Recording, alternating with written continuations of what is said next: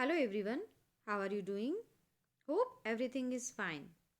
So, first of all, look at these examples. First, when her husband came home, the woman had been cleaning the house for hours. Number two, this is number two. The ground was covered with snow. It had been snowing heavy for several hours. Number third, had her daughter been eating anything all day? Here are question mark. And number fourth, she had not or hadn't been working all day, so she was majestic. So what you have seen there? Look at look at the verbs. Had been cleaning, okay. Had been snowing, okay. Had and then been eating, and here is the subject, her daughter, and then again had not or hadn't been working. So what this show? This show that these sentences are written in past perfect continuous tense. So what are the formula of past perfect continuous tense? The formula of past perfect continuous tense had been, okay, then first form of the verb with ing, then object, and then for we use for or since. For period of time and since for point of time. Okay.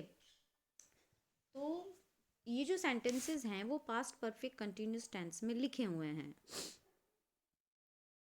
Past perfect continuous tense की पहचान ही होती है कि उसमें has और have की past form had के साथ में बीन, और फिर first form of the verb के साथ आईएनजी आता है, और इसका use as a past perfect tense के सिमिलर में ही किया जाता है. मैंने आपको पास्ट परफेक्ट टेंस समझाया था कि पास्ट परफेक्ट टेंस का यूज़ जो काम पास्ट में कम्प्लीटली डन हो चुका था उसके लिए होता है. सेकेंड सिचुएशन मैंने ये बताई थी आपको उसके अंदर कि दूसरा काम होने से पहले पहला काम कम्प्लीटली फिनिश हो चुका होता है. ठीक है ना. तो जो काम फिनिश हो गया होता है उसमें हम पास्ट परफेक्ट का यूज़ करते हैं, और जो अभी कंप्लीट नहीं हुआ होता है उसमें हम सिंपल पास्ट का यूज़ करते हैं. तो कुछ ऐसा ही इसमें है. लेकिन पास्ट परफेक्ट कंटिन्यूस टेंस में क्या होता है कि सेकेंड इवेंट कंप्लीट होने के बाद भी फर्स्ट इवेंट ऑन गोइंग हुए चल रहा था, वो काम वहाँ पर चल रहा था. जैसे फर्स्ट वाला एग्जाम्पल देखिए. When her husband came home, the woman had been cleaning the house for hours. ठीक है. देखिए जो वुमन है उसने काम पहले ही शुरू कर लिया था पास्ट में. ठीक है. वो कपड़े धोने का काम कर रही थी, सॉरी, क्लीनिंग द हाउस, घर को साफ करने का काम कर रही थी. ठीक है. पास्ट में उसने शुरू कर दिया था, लेकिन उसका हस्बैंड आ गया, उसके बाद में भी वो काम चल रहा था, ऑन गोइंग चल रहा था. So this is past perfect continuous tense.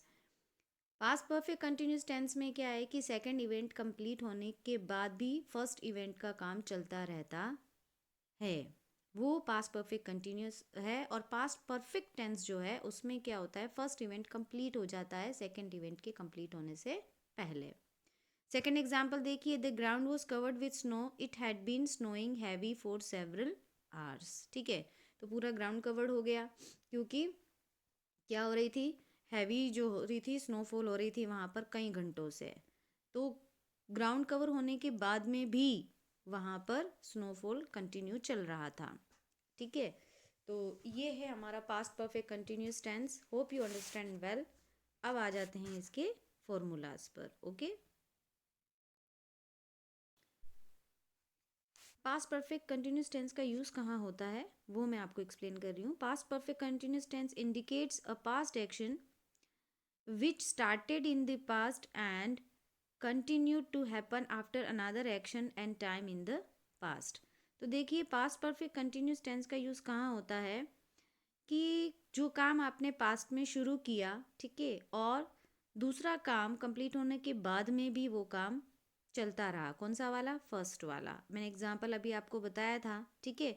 कि हस्बैंड के घर आने के बाद में भी जो विमन है, जो उसकी वाइफ है, वो घर क्लीनिंग करने का काम कर रही थी. तो क्लीनिंग करने का काम तो पास्ट में ही शुरू हो चुका था, लेकिन उसका हस्बैंड घर पे आ गया, उसके बाद में भी वो काम वहाँ पर कंटिन्यूटी में चल रहा था. तो इस कंडीशन में हम पास्ट परफेक्ट कंटिन्यूस टेंस का यूज़ करते हैं। तो जो फर्स्ट इवेंट है, ठीक है, जो ऑन गोइंग है, वो हमेशा पास्ट परफेक्ट कंटिन्यूस फॉर्मूलाज में लिखा जाएगा, और जो सेकंड इवेंट है, चाहे वो कंप्लीट हो चुका है, वो सिंपल पास्ट में ही लिखा जाएगा। Okay, so now come to the formulas. देखिए formula past perfect continuous tense का, अफर्मेटिव सेंटेंस के लिए सब्जेक्ट, उसके साथ में had been, first form of the verb, then ING, object and since and for. तो सिंस और फोर का यूज़ किसके लिए होता है?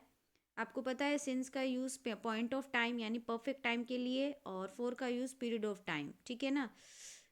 नेक्स्ट है नेगेटिव सेंटेंस। नेगेटिव सेंटेंस में सब्जेक्ट, उसके साथ में had not been, had not been या हैडंट बीन भी आ सकता है, first form of the verb, then ING, then object, again then since and for. Interrogative sentence, had उसके बाद में सब्जेक्ट आएगा, then been, then first form of the verb, then ING, object and then since and for. Again I am telling you, continuous means verb के साथ ING आएगा ही आएगा। अब चाहे वो प्रेजेंट कंटिन्यूस हो, प्रेजेंट परफेक्ट कंटिन्यूस हो, पास्ट कंटिन्यूस हो, पास्ट परफेक्ट कंटिन्यूस हो, फ्यूचर कंटिन्यूस हो, या फिर फ्यूचर परफेक्ट कंटिन्यूस हो। ING that means, continuous means ING आएगा, और आईएनजी मीन्स वो कंटिन्यूस टेंस को ही शो करता है। बस आपको फॉर्मूला के अकॉर्डिंग पहचानना है कि ये कौन सा टेंस है, प्रेजेंट कंटिन्यूस है, प्रेजेंट परफेक्ट है कंटिन्यूस है, इस तरह से। Okay, so hope you understand well today past perfect continuous tense, and if you have any problem then ask to me। इनका डेली यूज़ करिए, आप डेली प्रैक्टिस में लाइए, प्रैक्टिस में लाओगे तो ही आपको ये जो फॉर्मूलाज के अकॉर्डिंग जो टेंस के सेंटेंसेस हैं वो लर्न होंगे। So learn it well. Bye, take care.